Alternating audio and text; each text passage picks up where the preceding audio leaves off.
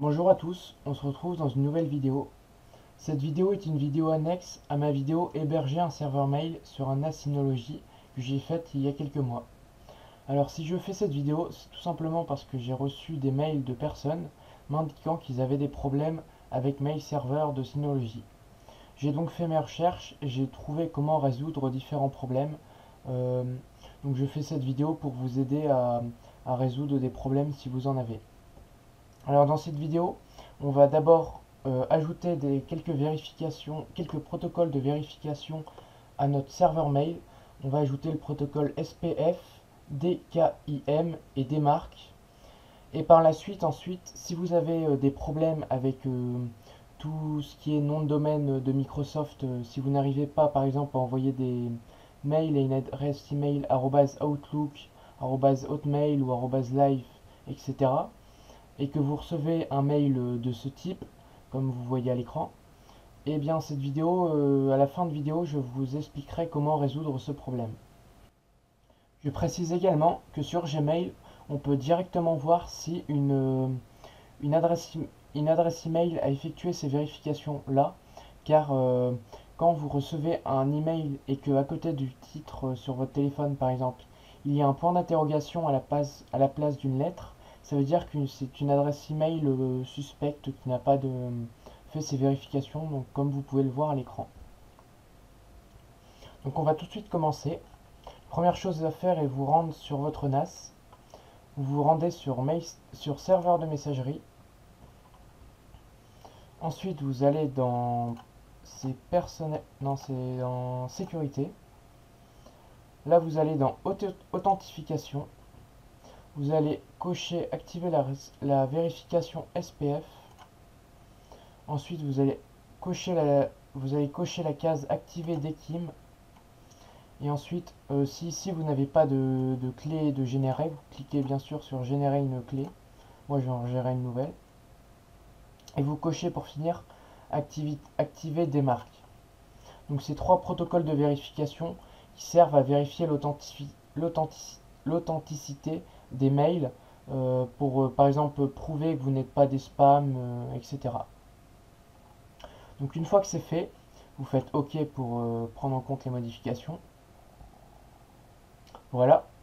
Donc maintenant la prochaine chose à faire, c'est de vous rendre sur la zone DNS de votre nom de domaine et d'ajouter une entrée TXT.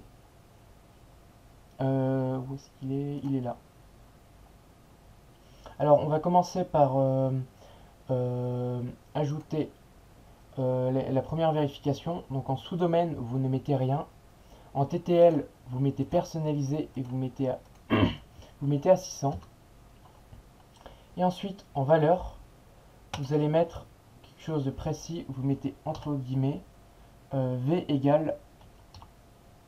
Vous mettez là, voilà ce qu'il me propose. Vous mettez entre guillemets V égale SPF1 espace A espace MX espace IP 4 2 points. Et là, vous mettez votre IP à vous, donc moi, elle est floutée, la mienne, espace, une petite vague all. Fermez les parenthèses. Je précise que la commande sera disponible dans la description. Et une fois que c'est fait, vous allez faire vous allez faire suivant, valider.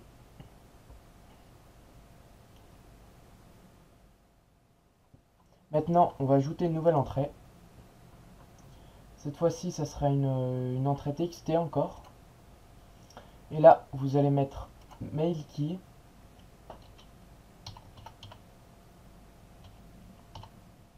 Mail key. Point tiré du 8 domaine key.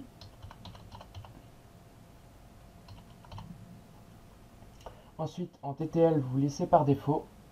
Et ensuite, ici, il va falloir mettre entre guillemets T égale S, point virgule, point virgule, voilà, espace P égale. Et là ensuite, vous allez mettre la clé que vous avez générée ici. Vous faites copier, coller. Et à la fin, toute fin, vous allez vous refermer les guillemets. Voilà, ensuite vous faites suivant, vous faites valider. Donc la deuxième vérification a été mise en place. On va ensuite faire la troisième vérification. Donc vous allez encore créer un nouvel enregistrement TXT. Et ici vous allez l'appeler démarque.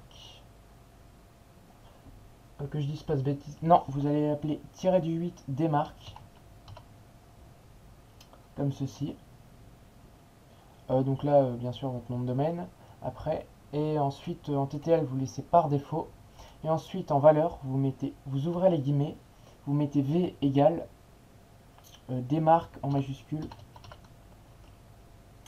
1 point virgule espace P égale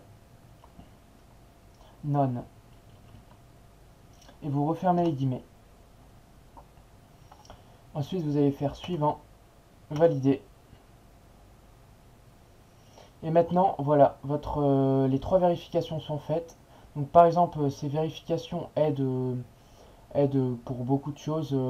Maintenant, vous serez pour beaucoup de serveurs mail, par exemple Gmail, tout ça, vous ne serez dans moins de cas considéré comme un spam ou autre. Donc maintenant, si vous avez le problème que vous n'arrivez pas à envoyer de mail à un nom de domaine qui appartient à Microsoft, la première chose à faire, c'est de mettre ces trois vérifications là en place et ensuite attendre peut-être 24 heures que les vérifications soient correctement mises en place et ensuite remplir ce formulaire. Donc vous allez remplir ce formulaire, je vais vous aider. Donc en contact name, vous mettez votre nom. Ensuite, what domain are you sending to? Il va vous proposer tous les noms de domaine. Vous mettez other. Là, vous mettez une adresse email à laquelle on peut vous contacter, n'importe laquelle, tant qu'elle fonctionne et que vous y accédez. Là, ici, vous mettez juste votre nom de domaine, sans l'adresse mail, juste le nom de domaine tout court. Ensuite, il est écrit How would you describe your company or yourself? Et vous mettez other. Ensuite, il va vous demander les IP, les différentes IP. Donc, pour cela, je vais vous expliquer. Vous mettez votre IP. Donc, moi, je vais prendre une IP bidon. Hein. On va dire que hop, ça, c'est mon IP. Et donc, vous mettez votre IP tout court. Ensuite, vous mettez point virgule. Et votre IP, encore une fois. Et à la fin, vous mettez /25. Ça, c'est pour le port 25. Pourquoi il me dit que c'est pas bon? Ah oui, j'ai mis une virgule. Voilà, normalement c'est bon là. Oui, il accepte. Donc vous mettez une fois votre IP, point virgule, votre IP /25. Ensuite, is your server dedicated or shared. Là, vous mettez n'importe quoi, un do not know. Et là, vous allez mettre le message d'erreur que vous recevez lorsque vous envoyez un mail à une adresse email Hotmail. Enfin, Hotmail ou autre. Donc vous copiez-collez tout le mail et vous le mettez là-dessus. Et là, il demande obligatoirement un site web, donc vous mettez votre nom de domaine même s'il n'y a pas de site web derrière. Donc, le compte de confirmation et vous faites submit. Et normalement, au bout de 24 à 48 heures, il me semble, vous allez recevoir une réponse de Hotmail, enfin de Outlook, et comme vous allez voir à l'écran, et normalement ils vont vous dire que c'est bon. Et donc normalement, vous pouvez réessayer d'envoyer un mail à une adresse email Outlook ou autre, et normalement ça devrait fonctionner. Donc si sur ce point-là ça fonctionne pas, je vous invite à répondre au mail qui vous confirme que c'est bon et leur faire part de pourquoi ça marche pas. Enfin leur demander pourquoi ça marche pas. Donc je pense que cette vidéo est terminée. Donc je vous dis salut à tous et à la prochaine.